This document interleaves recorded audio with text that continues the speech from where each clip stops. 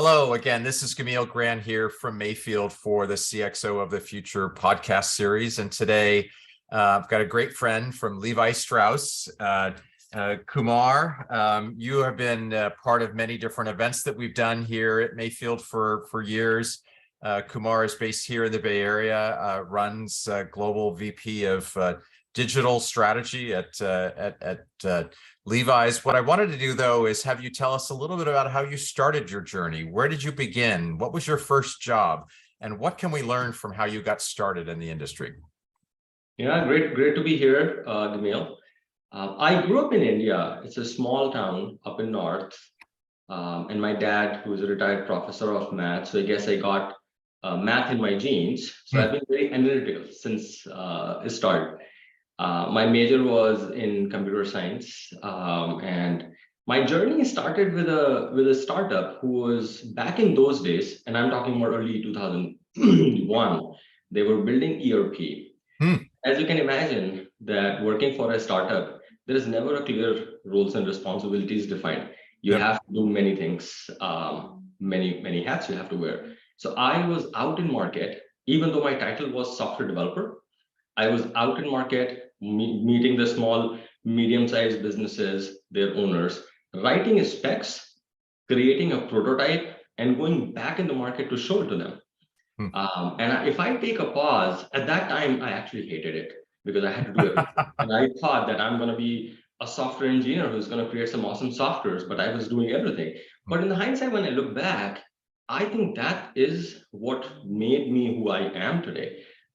Is understanding consumer centricity, having a feedback loop, feedback mechanism, how quickly you implement those, and continue to iterate until the product is loved by the end user. That has been a key mantra for me, that how you make sure that whatever you are creating for consumer in mind.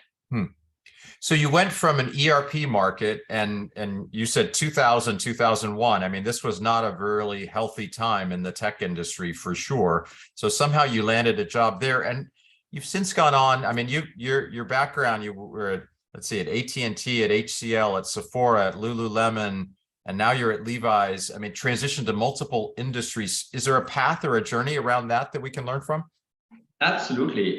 So I've been, as I graduated in computer science, my first focus was continue to building the products. And my almost half of my career has been, working for product-based companies, creating softwares. And at one point, I realized that I've been creating the softwares in a vacuum and not necessarily understanding how it's being used and who is the real end user.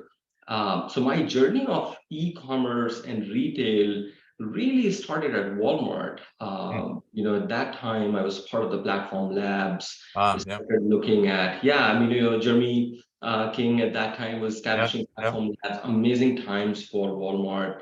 I think where Walmart is today is a lot of credit going back to 2010 to 2012 journey of establishing the labs.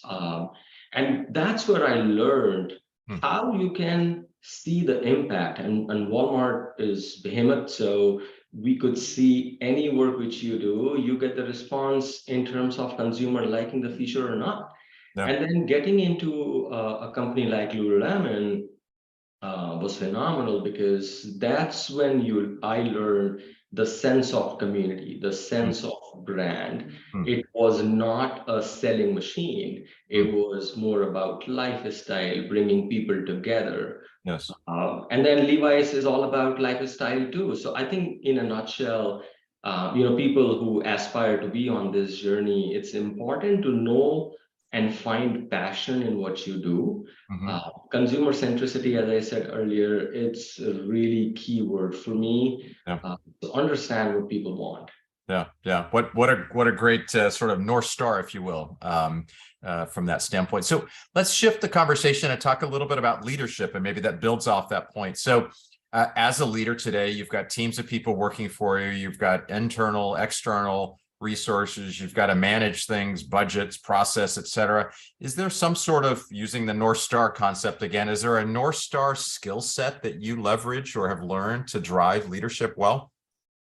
Yeah, first of all, I'll start with saying I have been very lucky. And I've been very lucky to have great bosses and mentors around me. Mhm. So it's important, before I talk about leadership as skill, I think it's always important to find that sponsorship. Mm, It can be within your company or it can be outside of your company. Just finding the people who could guide you on the right path. mm, Now, coming back, all of us go through the complexity of global organization. We learn several skills, several people skills. One of the most important things for me is been providing psychological safety to mm, my teams, which actually sparks debates, healthy tension to get the best outcomes. mm. And for any complex organization, generally you would have seen it is not okay to deliver bad news. Yeah. And my whole focus in my career has been as a leader to get the learnings out of that Mm, of bad news. Basically, don't look at bad news as a bad news. mm, And recently I spent my time with my leaders, and we created one of our top values for the team. We call it ABC. ABC stands for always be challenging. mm. And the narrative around that is how do we make sure at any level in the organization people have a strong voice and they can come and disagree with a narrative, and how we can hear them and how we can enroll them into the larger vision. Wow.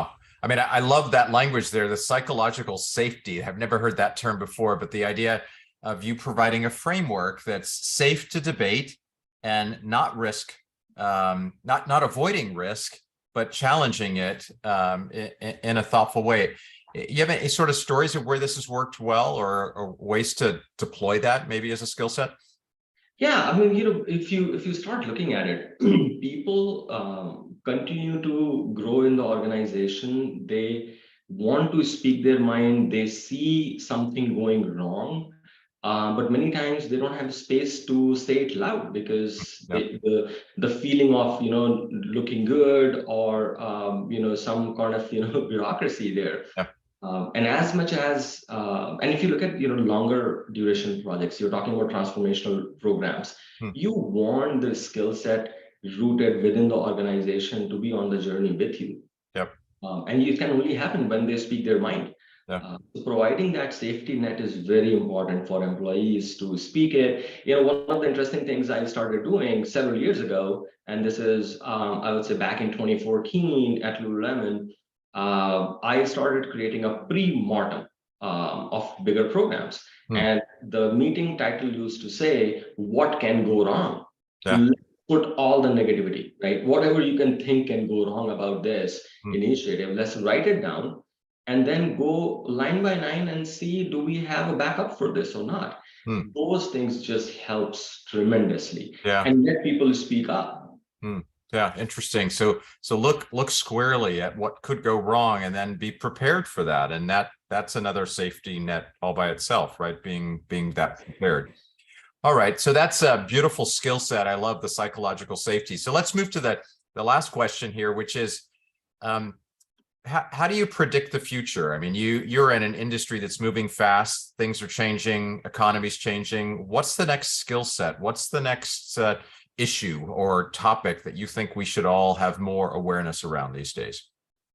I would say power of data is still underappreciated, but in many cases, it's also overused without understanding what it is. Hmm. I'm sure you meet several companies who kind of rush to declare themselves saying I'm data driven or data first. Oh yeah. And when you double click on it, you will realize that it's not their idea. It's some consultant actually sold it to them that Mhm. they should be there. So, in my opinion, understanding data really well and at least getting to a journey of being data informed should be your first step. Yeah. How can you root that? And it's a cultural challenge. Hmm. You need to upskill people. Hmm. Now, one of the most underappreciated skill, in my opinion, is a product management. Hmm. People think that product management is all about creating beautiful sites and apps. It's not just that. Yeah, that's important. But if you do not have a right product person who understands the functional domain, can map business processes fueled by the data, it is actually not going to succeed. So I would say double down on your product management skill set, double down on your product-led organization for everything, not just the website and app. Yeah, very good. All right. So in closing, do you have any sort of final takeaway that you want to offer to folks? These are up-and-comer leaders that would love to learn from you. Is there something you would like to share? Yeah, at the end, I would say listening is very important, and listening is a broad term. So you listen to your consumers, what they want, listen to your employees, what they want, create an environment where talent can be nurtured, and the best of the best people, they create something which is different. And when you are different as a brand and not copying others, I think that's where the magic happens. So for that magic to happen, turning your consumers into fans or loyalists, it needs a highly motivated, talented team. Magic happens by listening. I love that one, and create the motivation from there. Kumar, Kartik, thank you so much. Global VP, Head of Digital at Levi's. Thank you again for being a longstanding friend to us here at Mayfield. This is Camille Grant here from Mayfield for the CXO of the Future podcast series. Thank you, Kumar, and have a good rest of your day. Thank you. You too. Great talking to you, Camille.